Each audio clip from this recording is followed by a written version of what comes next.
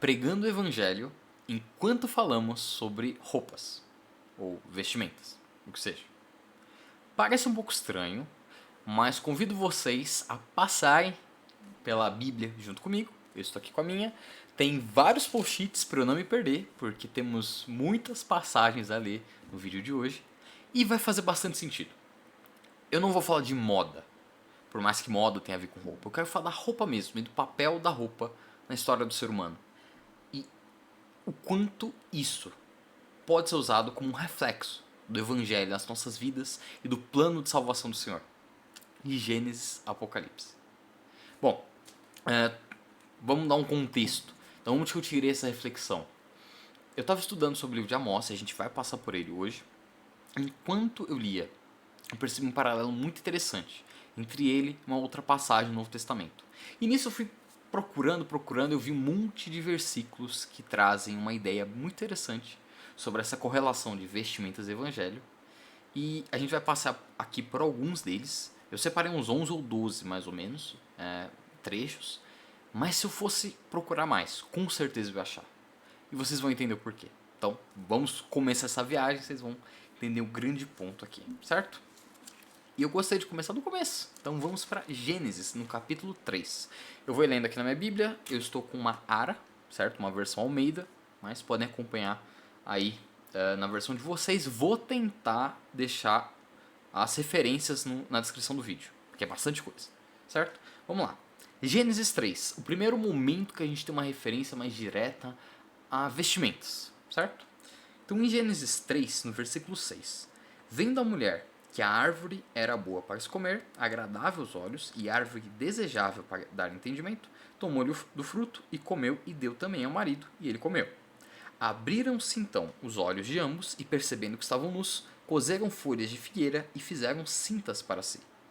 Continuando mais um pouco, no versículo 8. Quando ouviram a voz do Senhor Deus, que andava no jardim, pela viração do dia, esconderam-se da presença do Senhor Deus, o homem e sua mulher, por entre as árvores do jardim. E chamou o Senhor Deus ao homem e lhe perguntou: Onde estás? Ele respondeu: Ouvi a tua voz no jardim, e porque estava nu, tive medo e me escondi. Perguntou-lhe Deus: Quem te fez saber que estavas nu? Comestes da árvore de que eu ordenei que não comesses? E a gente já vai continuar. Tem mais um pequeno trecho, mais uns versículos para frente. Mas dando um contexto, a gente tem aqui o pecado original. Então Adão e Eva pecaram, comendo o fruto proibido, e temos a primeira referência do ser humano se vestindo. Porque com aquele entendimento da árvore do bem e do mal, vem esse entendimento, né, do estar nu. E, bom, tem muitas interpretações sobre isso. Tem a interpretação de que a partir desse momento veio o conceito de privacidade, né? Eles quiseram cobrir ali a sua nudez, ter uma certa privacidade. O conceito, né, moral de estar vestido, né, de não dar um atentado ao pudor, por assim dizer. Pode-se dizer que aqui nasceu a malícia do homem, também, por mais que só tivesse ali Adão e Eva naquele momento, teoricamente, de seres humanos, né? Nós nos vestimos, um dos vários princípios para o ser humano se vestir é também evitar a malícia. E bom, tem muitos conceitos do porquê o ser humano se veste. Hoje a gente se veste porque roupas são bonitas, são agradáveis, né? A moda faz parte desse conceito. Nós nos vestimos porque algumas roupas nos dão proteção contra o clima, contra o sol, contra a chuva e por aí vai. Roupas são uma característica cultural também, então entre vários povos a roupa nos ajuda a identificar, né, quem nós somos, a qual grupo pertencemos.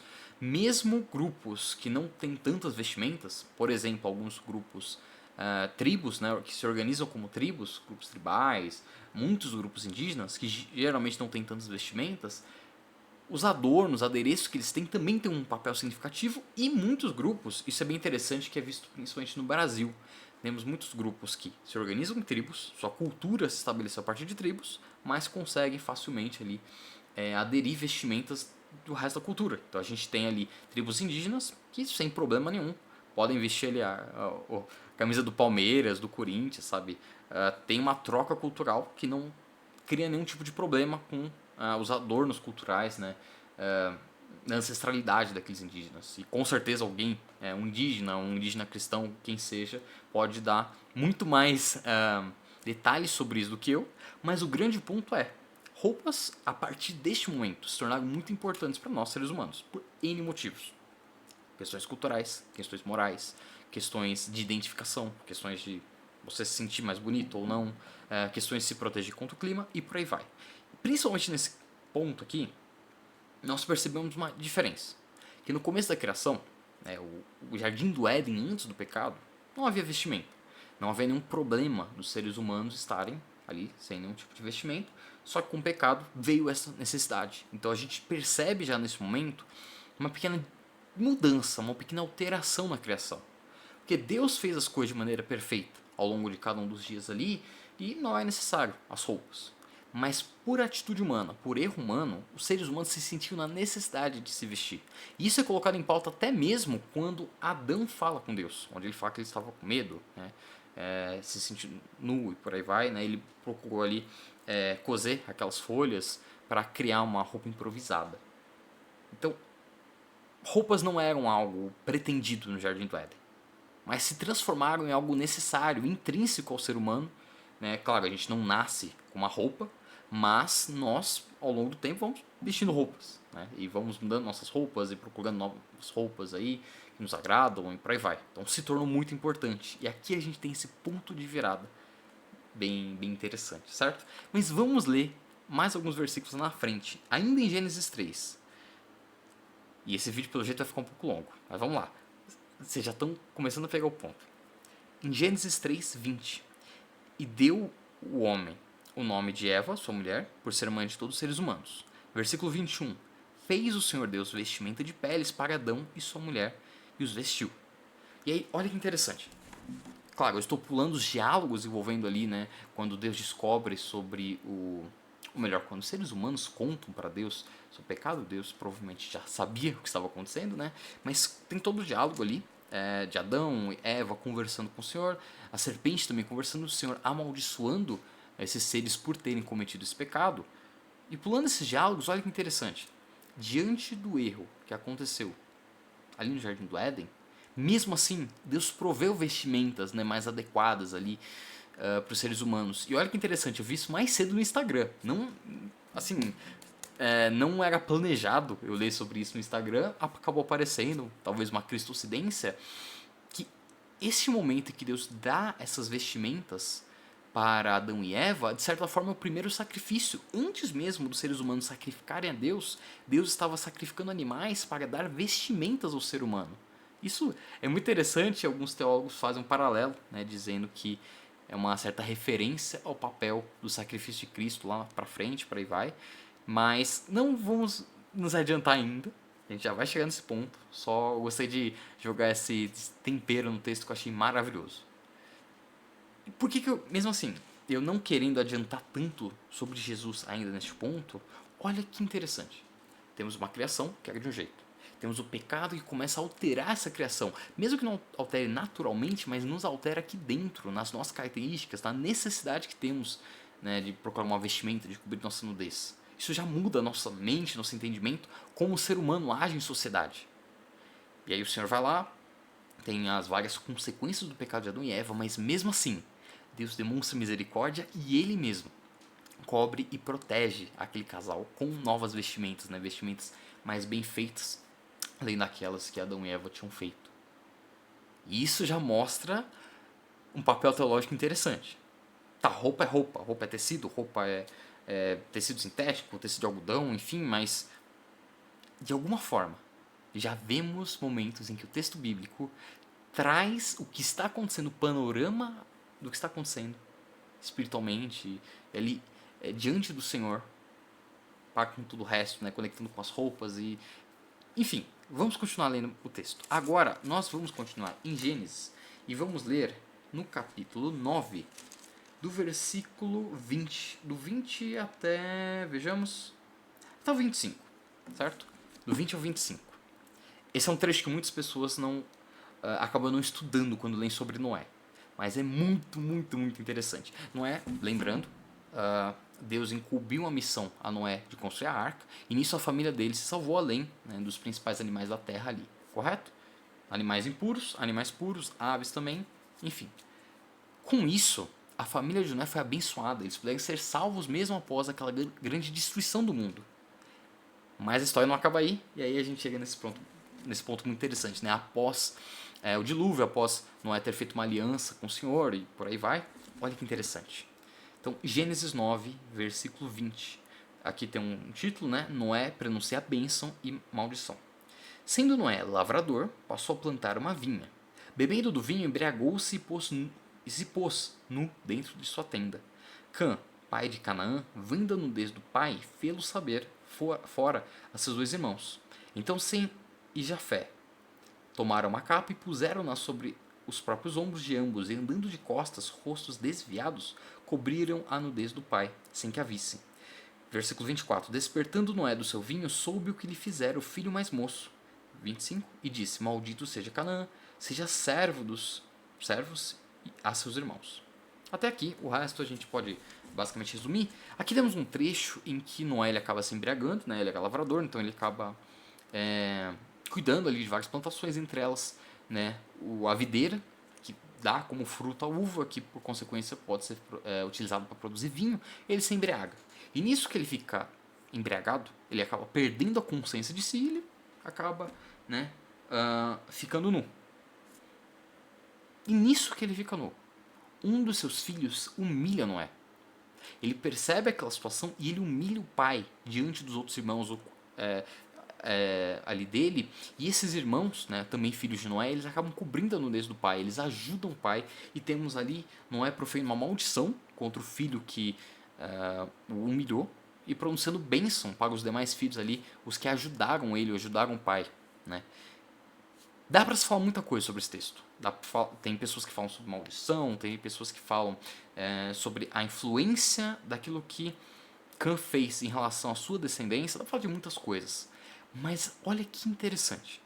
Novamente a nudez, né, a falta de roupa, o despir-se, sendo tratado com uma forma de humilhação. Adão e Eva se sentiam humilhados, né, despidos ali no jardim do Éden, apesar de antes do pecado ser algo totalmente normal, algo ali pretendido por Deus. Mas nesse momento temos um momento de humilhação. E muitos buscam explicar, né? Poxa, mas por que Noé foi tão duro de amaldiçoar Cã por uma pegadinha, por assim dizer, né? Só que é muito sério o que acontece aqui. Essa humilhação tão grave, né? Ainda mais de uma família que tinha tudo para ser grandemente abençoada pelo Senhor, diante de ter sido salva do grande pecado. E aqui temos um momento onde a semente do pecado volta a se estabelecer, né, nos seres humanos, seja na embriaguez de Noé, seja nesse mau comportamento de Cã. E a roupa representa um pouco disso. Essa vestimenta que é tirada de Noé e que é usada como uma fonte de humilhação para aquela família é uma fonte de intriga. É uma fonte de problemas. É uma fonte que indica a fonte do pecado, né? O momento em que Adão e Eva se sentiam humilhados também, se sentiam expostos. Agora, no papel da exposição de Noé. E isso vai ser retomado mais para frente em muitos momentos na Bíblia. A nudez como uma forma de humilhação para nós seres humanos. Vamos continuar.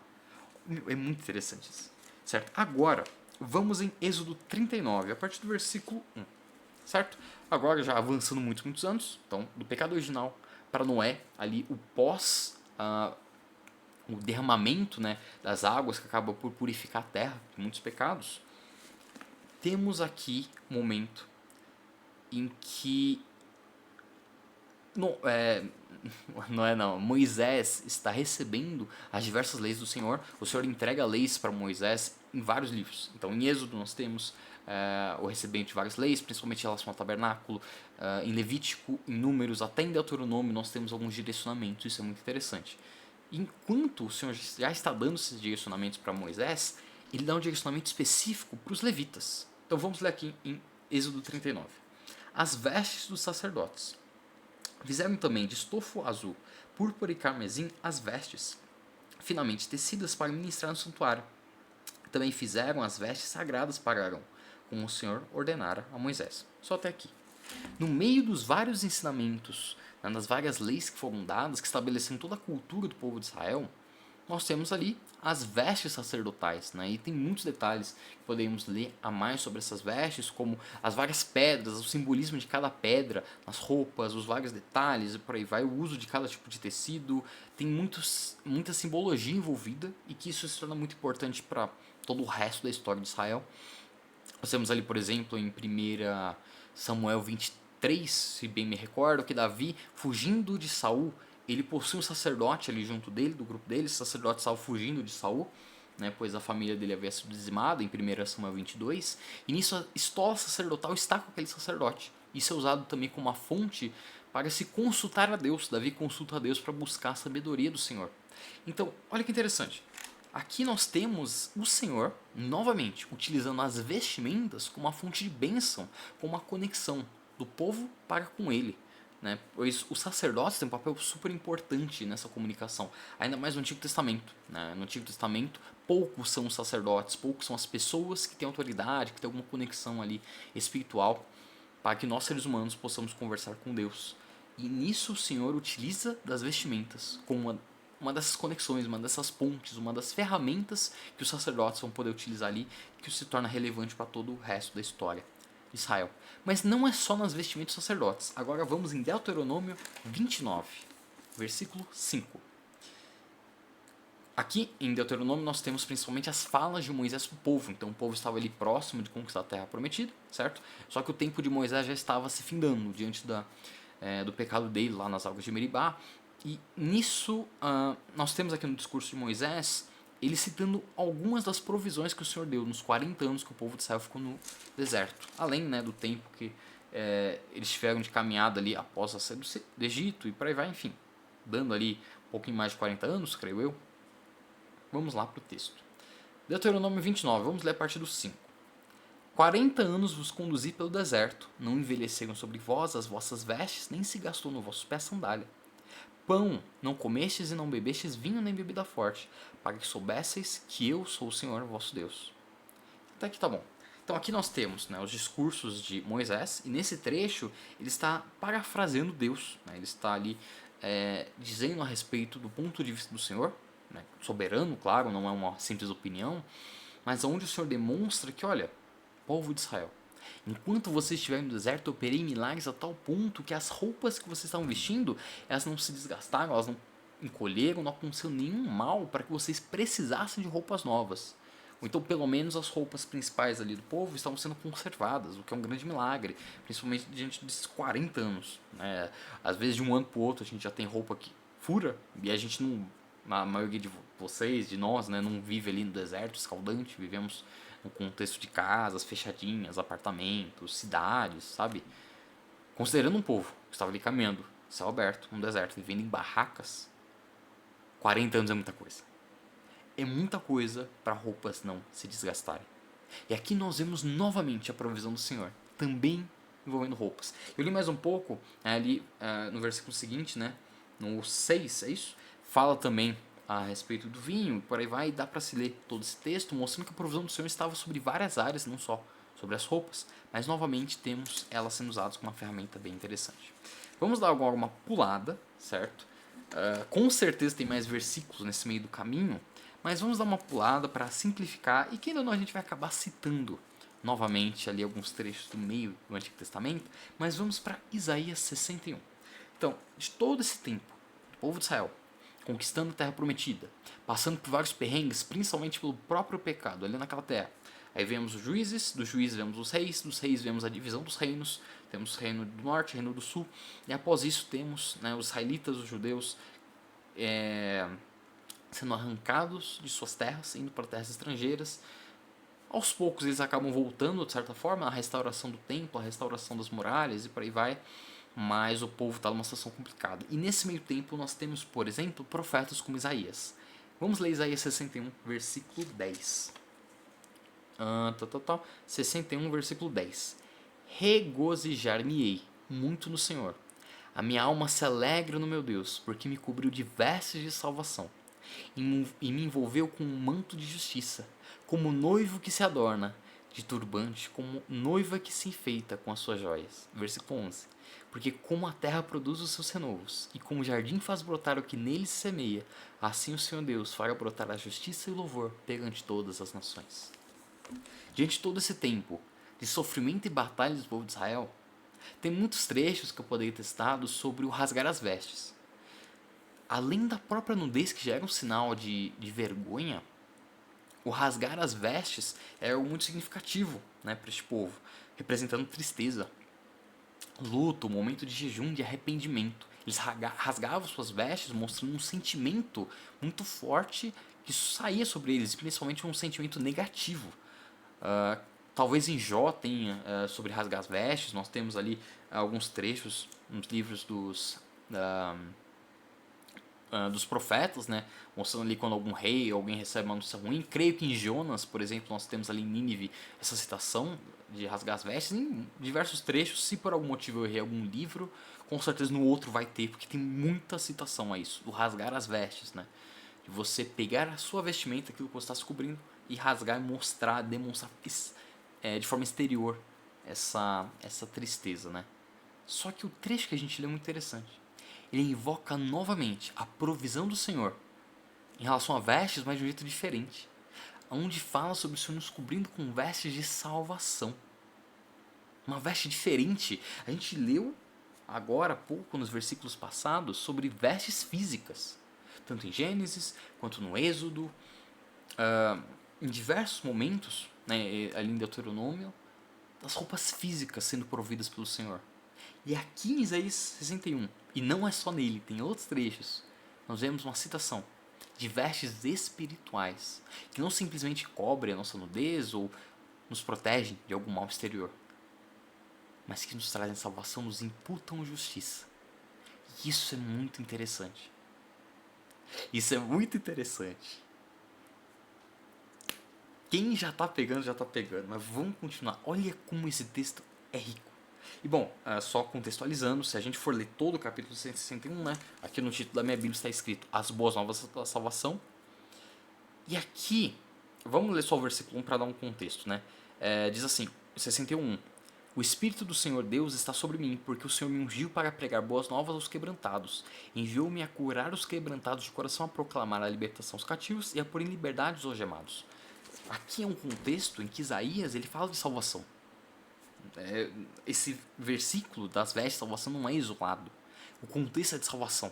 Ao mesmo tempo que Isaías ele prega em muitos momentos sobre o juízo do Senhor, né, mostrando quanto Deus está irado com o povo pecador e que consequências do pecado estão vindo para aquele povo, temos também muitos momentos de misericórdia, onde Isaías fala do arrependimento.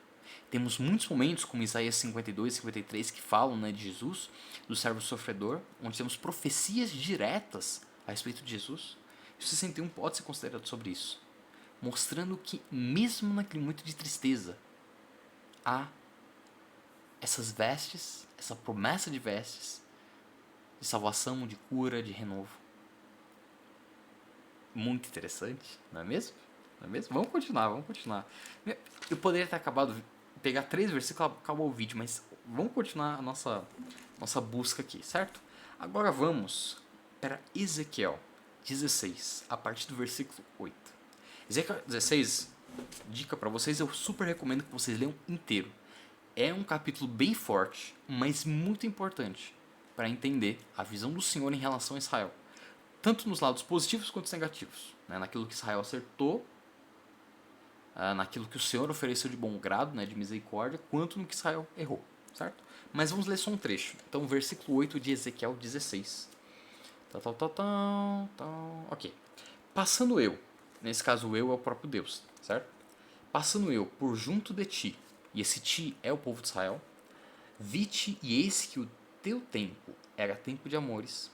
Estendi sobre ti as abas do meu manto e cobri a tua nudez. Dei-te juramento e entrei em aliança contigo, diz o Senhor Deus, e passastes a ser minha. Então te lavei com água e te enxuguei, no teu sangue te ungi com óleo. Também te vesti de roupas bordadas e te calcei com couro da melhor qualidade. E te cingi, de linho fino e te cobri de seda.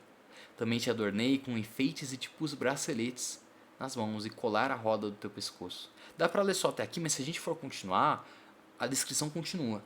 No 12, por exemplo, coloquei-te um pendente no nariz, arrecadas nas orelhas e linda coroa na cabeça. Assim foste adornado de ouro e prata, o teu vestido era de linho fino e de seda de bordados, nutriste-te de flor, de farinha, de mel e azeite, eras formosa em extremo e chegastes a ser rainha. Só até aqui, novamente eu recomendo que vocês leiam inteiro. Aqui em Ezequiel 16 nós temos uma descrição desse relacionamento do Senhor com Israel, mostrando do quanto Israel foi acolhida pelo Senhor. O Senhor acolheu Israel, escolheu Israel como povo dele. Não foi por mérito, na verdade Israel estava ali numa posição debilitada, seja ali no cativeiro, que eles estavam sofrendo ali no Egito, seja porque antes do Senhor ter prometido a Abraão, amém, existiam promessas ali em relação à descendência de Noé e bênçãos, mas as principais bênçãos para Israel e para todo o resto do mundo vieram a partir de Abraão. Por isso ele é uma figura tão importante. Então, de muitas formas, o Senhor acolheu e cuidou de Israel. E aqui, nessa descrição que eu li, nós temos novamente a figura das roupas, tratando sobre cuidado. Novamente o Senhor com carinho, protegendo e cuidando. E é bem interessante que esse trecho é muito semelhante, em alguns aspectos, em Gênesis 3, quando o Senhor traz as roupas, né? Não chega a adornar em tantos detalhes, pelo menos o texto não dá esse detalhamento, mas traz aquelas vestimentas de couro, de pele de animais, para Adão e Eva. E aqui nós vemos o povo de Israel sendo representado ali por uma pessoa, uma mulher principalmente, também sendo vestida, sendo tratada como uma rainha. E aqui temos esse cuidado novamente do Senhor. Que sim está sendo usado uma figura, né, é algo figurativo, né, uma mulher, um banho, os adereços de ouro e prata e por aí vai, os bordados, mas que tem também um papel significativo muito forte no quesito espiritual, no sentido ali de dar a ideia geral de cuidado do Senhor, não só de realmente dar uma roupa, mas o Senhor está cuidando de várias necessidades do povo de Israel, né, tirando toda a sujeira e cuidando nos mínimos detalhes. Bom, se vocês continuarem Ezequiel 16, vocês vão ver que aí o negócio vai complicando, porque o povo de Israel vai pecando e se prostituindo. O Senhor usa uma figura em relação à prostituição, né, para exemplificar a deslealdade do povo de Israel e a idolatria. Bem complicado, mas vamos continuar que o foco não é tanto esse, mas vocês já estão pegando a ideia. E aí, para fechar o Velho Testamento, não, eu vou ler eu vou ler daqui a pouco sobre Amós, tá? Amós tem uma parada muito da hora. Daqui a pouco a gente lê sobre Amós. Vamos ler agora, então. Tal. Vamos ler agora Mateus. Mateus 6, 28 a 30. Que para mim é uma das passagens mais belas, maravilhosas de toda a Bíblia. Mais poéticas de toda a Bíblia. Mateus 6, 28. Aqui já estamos nos evangelhos, já temos Jesus falando, se relacionando com o povo e com os discípulos, correto? Versículo 28. E por que andais ansiosos quanto ao vestuário? Considerai como crescem os lírios do campo, eles não trabalham, nem fiam. Eu contudo vos afirmo que nem Salomão, em toda a sua glória, se vestiu como qualquer deles. Ora, se Deus veste assim a erva do campo, que hoje existe e amanhã é lançada no forno, quanto mais a vós outros, homens de pequena fé. Meu, é lindo essa comparação que Jesus faz das vestes de Salomão. Lembra que eu falei que a gente poderia acabar citando o Velho Testamento de novo? Principalmente aquele período que eu acabei não citando muitos versículos. Olha essa citação. Salomão, o rei mais próspero em termos financeiros, né, de bens ali físicos, pelo que é descrito na Bíblia, ele mesmo com a sua riqueza, com sua tamanha prosperidade e sabedoria, as vestimentas que ele tinha como um rei não se comparam com aquilo que o Senhor Deus presenteou as flores, os lírios do campo, pois o próprio Deus decidiu como seria o design, né, a aparência delas, a beleza delas, essa beleza natural não se compara com as vestes feitas por seres humanos para Salomão. Isso novamente retrata o carinho do Senhor. E aqui, quando Jesus confronta as pessoas ali ao redor, comparando elas, né, com esses lírios, e dizendo, olha, se Deus cuida dos lírios, provê o que é necessário para as flores, que são queimadas no dia de amanhã, são usadas para N coisas, né? Elas deixam de viver, por assim dizer, para serem usadas por coisas, quanto mais para nós seres humanos que o Senhor nos ama tanto. O Senhor traz ali a nossa necessidade para nós e clamamos e confiamos no Senhor, não porque merecemos, mas porque o Senhor cuida de nós, né? De novo a figura do cuidado e do carinho, de uma forma maravilhosa. E quando a gente pega em retrocesso tudo que a gente viu, vamos fazer um pequeno resumo antes de finalizar aqui com o Novo Testamento e eu voltar para Amós. Olhe biblicamente o papel das roupas de vários sentidos. Não havia roupa no Jardim do Éden. Com o pecado começou a haver, mostrando o erro dos seres humanos. De certa forma, a necessidade de se vestir roupas foi o primeiro sinal externo do pecado dos seres humanos. Porque ali pela descrição, tudo bem, espiritualmente eles já tinham pecado, eles tinham errado quando comiam do fruto, mas de forma externa, a necessidade de se vestir foi a primeira prova física, né, exterior e externa desse pecado. E mesmo assim, o Senhor cuidou do ser humano. Deu roupas para eles em vários momentos. Tanto no sentido literal, quanto no sentido espiritual. As roupas continuaram mostrando em muitos momentos do povo tanto a vergonha. O despir-se, o rasgar a roupa continuou sendo usado como sinal de vergonha, de arrependimento ao longo de toda a história da humanidade. Ao mesmo tempo que o Senhor pegou aquilo que não precisava existir, não é necessário existir roupas necessariamente, mas pegou aquilo. E mesmo assim, mesmo diante do nosso próprio erro, nos abraçou, nos cobriu, nos vestiu, nos supriu de todas as maneiras possíveis. E aqui, Jesus escancara pra gente. Sabe aquele Salomão, aquele cara tão rico? As roupas, né, de rei que vocês imaginam, que vocês pensam, que vocês idealizam, não se compara à própria beleza natural que o próprio Deus trouxe. Jesus ainda na invertida, mostrando que essa própria beleza demonstra o cuidado do Senhor. Então, tendo roupas ou não tendo roupas, o Senhor cuida de nós. E aí você fica, nossa, profundo, né? Mas vamos continuar.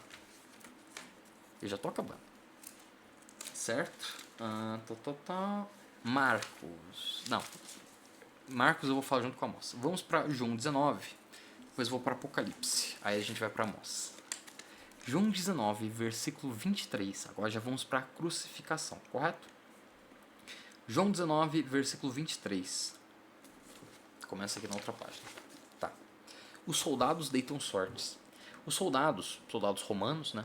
Pois quando crucificaram Jesus, tomaram-lhes as vestes e fizeram 4 partes, para cada soldado uma parte, e pegaram também a túnica. A túnica, porém, era sem costura, toda tecida de alto a baixo. Disseram, pois, uns aos outros: Não a rasguemos, mas lancemos sorte sobre ela, para ver a quem caberá, para se cumprir a escritura. Repartiram entre si as minhas vestes, e sobre a minha túnica lançaram sortes, pois assim fizeram os soldados. Aqui já estamos no momento da crucificação, onde Jesus ele sofre de muitas formas. Quanto mais a gente analisa os sofrimentos que Jesus passou, mais nós vemos o quão complexo foi. Não me recordo se foi o pastor Iago Martins, mas um dos teólogos aí do YouTube, ele falou uma coisa muito interessante que me fez refletir, né? O quanto, quando a gente pensa no sacrifício de Jesus, né? Ele sofreu muitos tipos de tortura. Foram torturas psicológicas, dores espirituais, dores sentimentais, dores físicas, né? Muita tortura física, culminando na própria morte dele na cruz, chibatadas, chicotadas, cor de espinhos, tantas bofeteadas, cuspidas, tantas coisas. E aqui nós vemos um trecho muito importante, onde Jesus é despido, a roupa é arrancada dele. Pega todo o contexto que eu falei de vestimentos para o povo, principalmente para os judeus. Estar vestido era muito importante. E não estar vestido era um grande sinal de vergonha. E as roupas foram arrancadas dele. E esse pastor aí do YouTube, creio eu que foi o Iago Martins, ele falou, né? Isso é uma forma de assédio. De certa forma, até assédio sexual Jesus sofreu. Isso é verdade. De certa forma, né? Pois foi totalmente contra a vontade dele, ele foi uma vítima de assédio. Até nisso ele sofreu. Mostrando o quão complexo, né? A gente vê ali, por exemplo, Paixão de Cristo, aquelas cenas bem fortes. E talvez na vida real tenha sido até mais forte, até mais complicado. E aqui nós temos esse trecho, onde essas roupas são arrancadas, as sortes são tiradas, né? Eles repartem aquelas roupas, mostrando que não era nada, né? Para aqueles soldados não era nada, era uma brincadeira, um troféu de certa forma, diante de estarem crucificando o próprio Deus, né? E se cumpre a escritura. E bom, tem muitas pregações maravilhosas a respeito disso, quão profundo é por meio dessa profecia, mas de forma muito simples. Até Jesus foi humilhado. Quando falamos de roupas, até o próprio Jesus foi humilhado e era necessário que ele assim passasse. Quando vemos Isaías 52 e 53, né, que eu citei do servo sofredor, daquele sofrimento que Jesus ia passar, e aqui passou, até isso estava incluso. E esse sofrimento que incluía ele ser tão machucado, que ele ficou desfigurado, era até difícil reconhecer ele. Até nisso ele sofreu. Até nisso ele foi humilhado, até nisso ele compartilhou das dores dos seres humanos, da vergonha.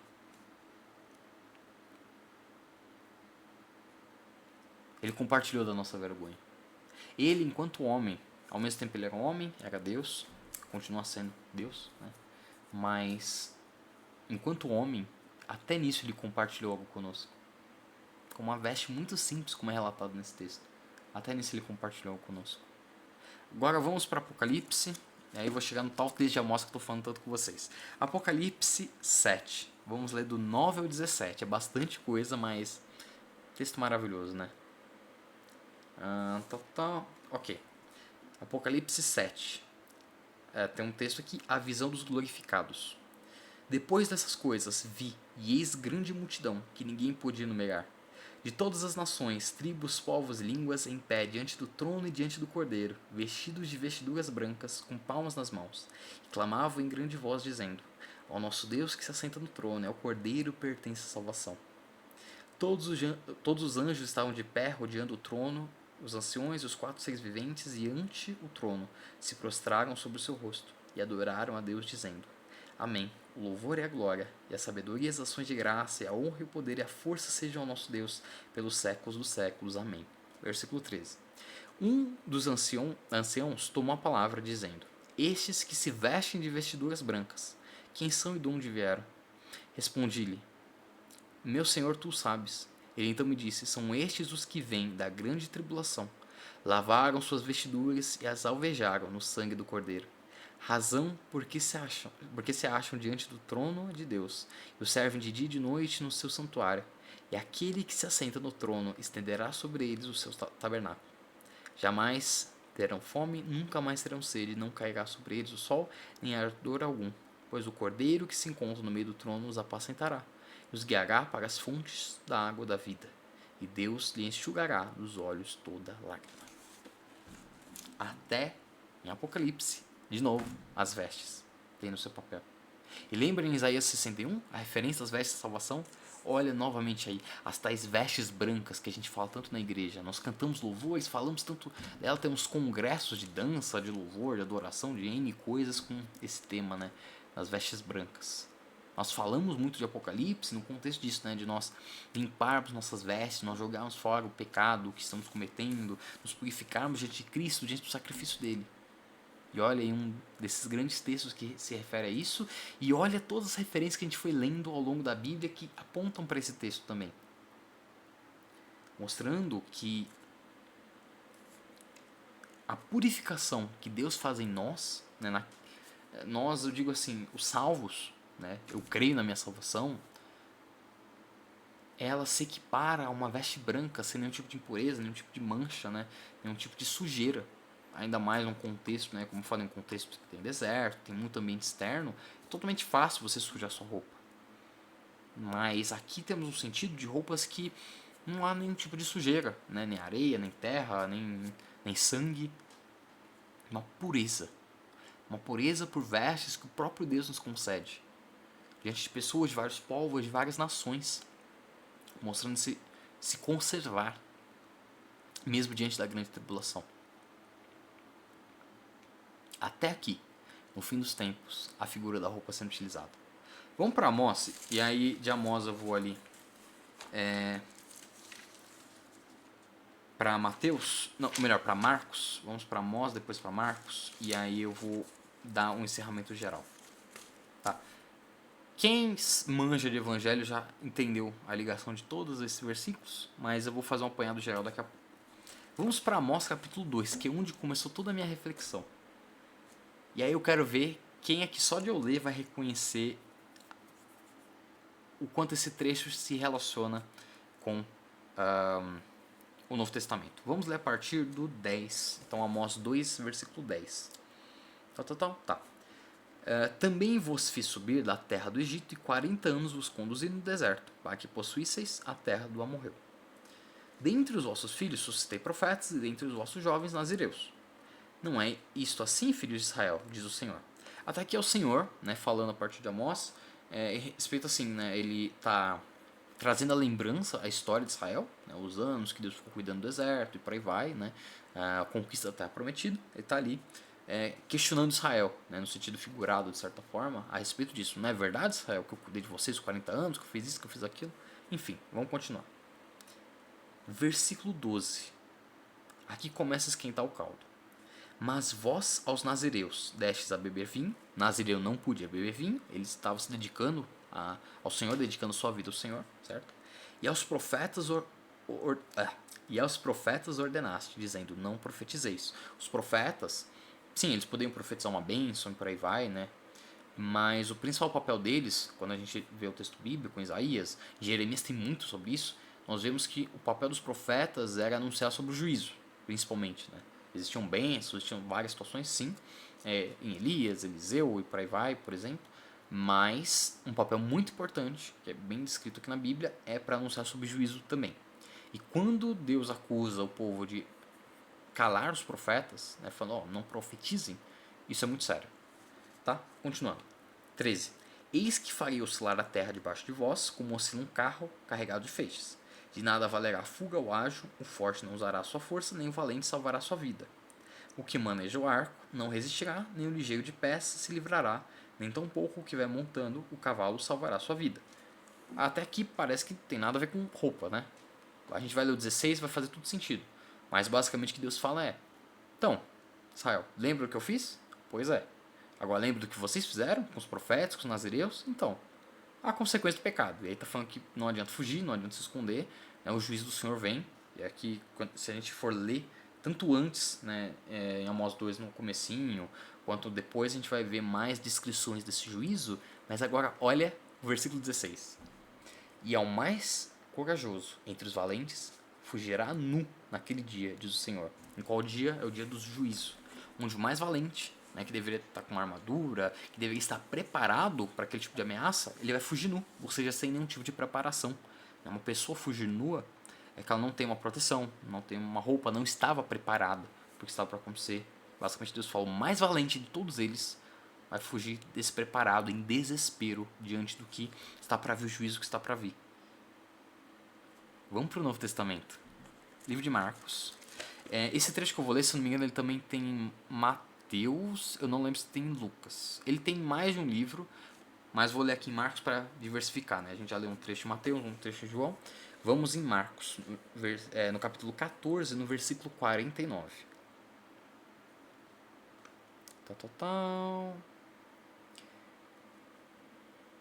Vamos ler no 48, batido 48. Disse-lhe Jesus: saístes com espada e porretes para prender-me como a um salteador? Todos os dias eu estava convosco no templo ensinando e não me prendestes. Contudo, é para que se cumpram as escrituras. Então, deixando, todos fugiram. Antes de eu continuar, a gente vai ler até o 52, né? Basicamente, esse é o momento em que Jesus é entregue, né, para os fariseus, para os soldados romanos. Então, Judas acabou de trair Jesus. Ele está ali questionando, né, sobre toda a situação. Então, por que vocês vêm ali com espadas? Por que vocês vêm com violência, sendo que vocês estavam me vendo ali pregando em vários ambientes públicos e por aí vai, né? Será que é realmente necessário isso? E no versículo 50, né, após ele falar tudo isso, ele confirmar que na verdade era uma forma das escrituras se cumprirem, no versículo 50 é dito que então, deixando, todos fugiram. Então todos os discípulos que estavam ali em volta, as pessoas que estavam em volta de Jesus, fugiram. Vamos ler o 51 e 52 e lembrar de Amós. 51. Tem aqui um títulozinho. Jesus seguido por um jovem. Seguia-o um jovem, coberto unicamente com um lençol, e lançaram-lhe a mão. Mas ele, largando o lençol, fugiu desnudo, ou seja, fugiu nu. Olha que interessante. Olha que interessante. Deixa eu viajar um pouco aqui, aí eu faço o raciocínio final do vídeo. Nós temos essa descrição, que as pessoas que estavam ali em volta fugiram, principalmente os apóstolos, né, os principais discípulos de Jesus. Quando a gente compara com outros textos, né, relatando essa mesma passagem, a gente tem ali um momento, por exemplo, de Pedro. Eu não sei se aqui versículos antes em Marcos cita, mas se não for em Marcos, nos outros livros citam, né, enquanto Pedro ele sacou a espada, cortou a orelha do soldado e por aí vai, houve uma resistência, né? E antes disso, um pouquinho antes, né, a gente lê também que ali na mesa os discípulos eles se comprometeram: não, Jesus, não vamos te abandonar, principalmente Pedro. E aí Jesus faz a sacada: não, Pedro, você vai me abandonar, você vai negar, o galo vai cantar e não tem jeito não, né? Jesus até fala: quando o pastor das ovelhas desaparece, quando dá um cabo dele, as ovelhas se dispersam, né? Quando o rebanho não tem mais um pastor, elas se dispersam, fazendo referência a esse momento, onde quando Jesus é preso, mesmo com aqueles discípulos que mostraram uma valentia, eles se dispersam. E Pedro negando a Jesus é uma grande comprovação disso, que até o cara mais marrento que falou, não, eu não vou negar, se cumpriu, ele negou. A profecia estava ali, ele precisava sofrer sozinho, também está ali em Isaías descrito isso, né? E aqui é só comprovação. E esse trecho, eu já preguei e falei sobre esse trecho, né, algumas ministrações, do quanto um jovem ali, não há identificação dele, que eu me lembro nos outros livros não identificam qual jovem é esse, quando há a descrição de que existia uma pessoa ali, um jovem, seja quem for dos apóstolos, ou talvez alguém, ou um terceiro ali, ou outro seguidor de Jesus talvez, quando há uma descrição que um jovem, alguém com vitalidade, com força, com intrepidez, ele tenta ser pego ali, né? Alguém tenta pegar ele, e ele foge de desespero a tal ponto que ele sai nu. Ele só tava com um pano, até o próprio pano que ele tava usando para se cobrir, ele prefere sair sem o pano, né, em total desespero. Isso demonstra o quanto os discípulos se assustaram, quanto realmente aquele rebanho, sabe, se espalhou mediante o que estava acontecendo. E olha que interessante. Não, assim, teologicamente, talvez alguém tenha uma base mais forte para dizer se realmente Amós faz referência a esse trecho. Eu acredito que faz, porque é uma referência muito interessante. E quando eu li Amós, me veio direto na mente, não, esse versículo. Amós fala do juízo de Israel, desse juízo chegando a Israel, né? E de tal forma que nem o mais valente estaria preparado para o que estava para acontecer. E aqui também temos uma parte de juízo. Ah, mas Jesus estava ali para ser crucificado, sim. Mas uma coisa muito importante que não pode esquecer, e completa toda essa narrativa sobre a crucificação de Jesus, é que por mais que sim estava prometida a salvação, era necessário Jesus passar por aquilo para que houvesse salvação para nós, não deixa de ser um momento muito triste, muito pesado, muito difícil. O próprio Jesus chorou sangue, né? Ele estava aflito de alma, porque, amém, já havia vitória garantida, né? A vitória sobre a morte, a salvação garantida para nós após o sacrifício, mas não deixava de ser um momento difícil, não deixava de ser um momento de uma certa forma de julgamento, onde os pecados do mundo estavam sobre o Filho de Deus e viam estar ali na cruz, né? Então, sim, diante o pecado de Israel, provavelmente Amós cita momentos que Israel passou ali de invasões e povos estrangeiros atacando, mas eu realmente acredito que também faz a ligação com este grande momento aqui, certo? Porque, tudo bem, a gente pode dizer que, mas o final é feliz, sim, mas a história não deixa de ser triste. É muito triste o Filho de Deus ter que ter sofrido tudo isso, né? Para que se cumprisse as escrituras e nós pudéssemos ter salvação. E aí eu achei muito interessante esse paralelo que me fez ir pesquisando os outros trechos. E agora com 50 minutos de vídeo, eu vou fazer uma reflexão final. Eu vou gravar um vídeo à parte só com essa reflexão final, porque eu sei que quase ninguém vai assistir 50 minutos, mas foi realmente uma busca assim na Bíblia, né? A gente buscando, tem referência que eu fui citando assim, vindo de cabeça, né? Uma atrás da outra, mostrando, cara,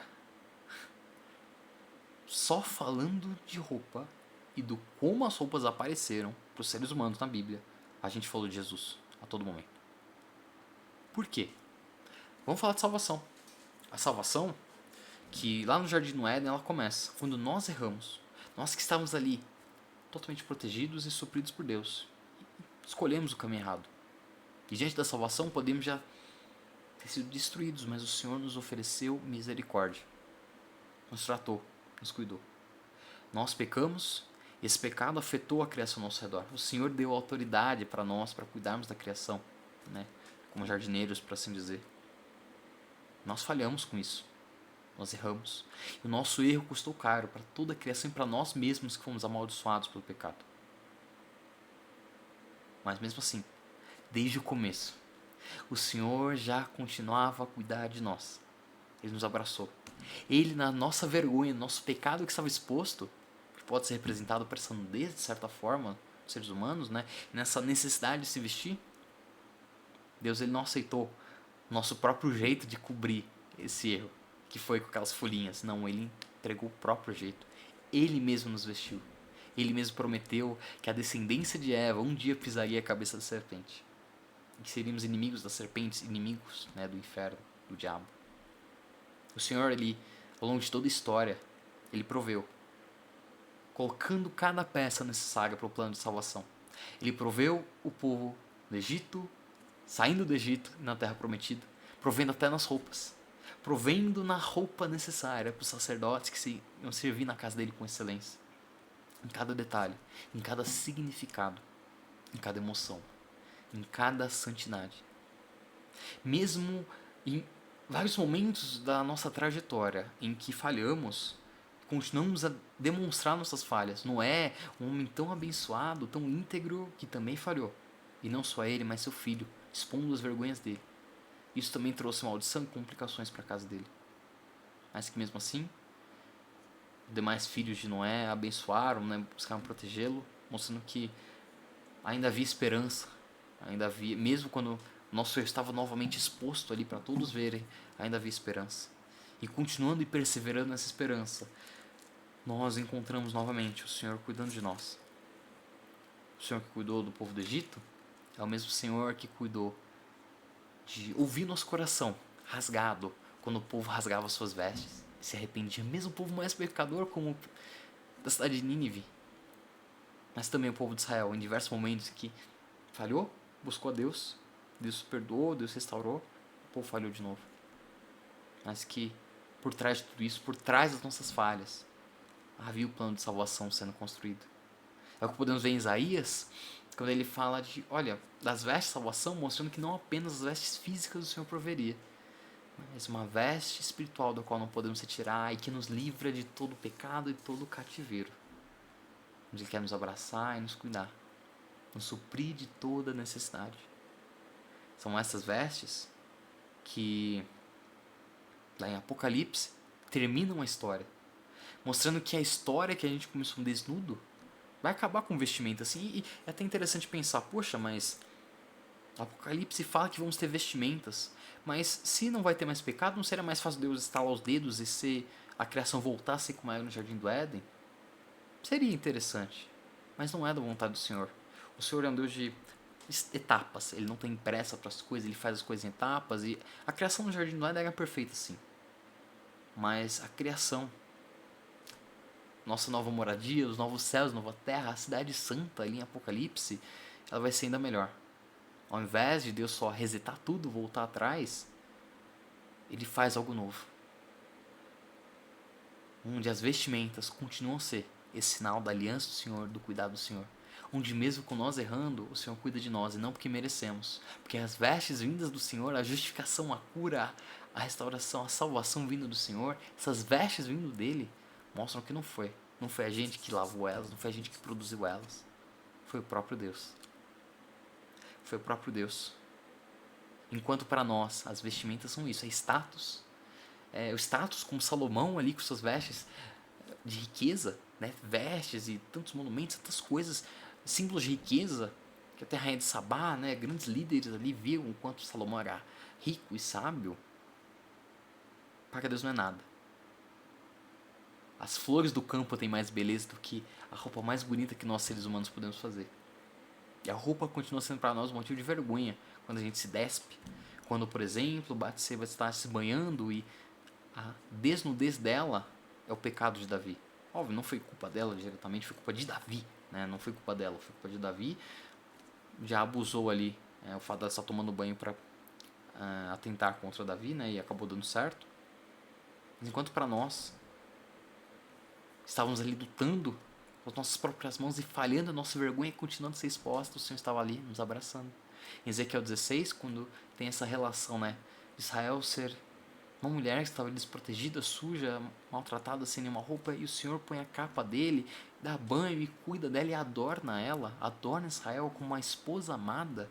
Temos ali um dos vários momentos em que o Senhor relaciona a igreja, né, o povo escolhido, com Jesus num grande casamento. Um grande casamento, uma relação tão bonita como um casamento. Também podemos ver isso em Cânticos. Nós tentando com o nosso próprio braço. E o Senhor, a cada livro, a cada momento da Bíblia, continuando a nos mostrar que Ele estava cuidando de tudo. Jesus traz essa verdade ali com os lírios do campo. Jesus sofre com a gente, também sofrendo nossa vergonha quando ele é desnudo lá na cruz, sofre por conta disso, e suas roupas são também rasgadas e sorteadas, mas a promessa continua ali. E sim, também aquele jovem que fugiu em desespero, também é mais uma prova disso, da nossa vergonha. Da nossa vergonha exposta, daquilo que nós não temos capacidade, nós não conseguimos nem mesmo estar prontos, vestidos ali, né? Cobrir nossa própria vergonha, como Adão e Eva queriam fazer no Éden. Nem isso a gente consegue fazer. Mas Deus, na sua infinita misericórdia, bondade e salvação, nos cobre com essas vestes. Onde só estamos ali para adorar, louvar, enquanto Ele é quem supre todas as nossas necessidades. Esse é o plano de salvação.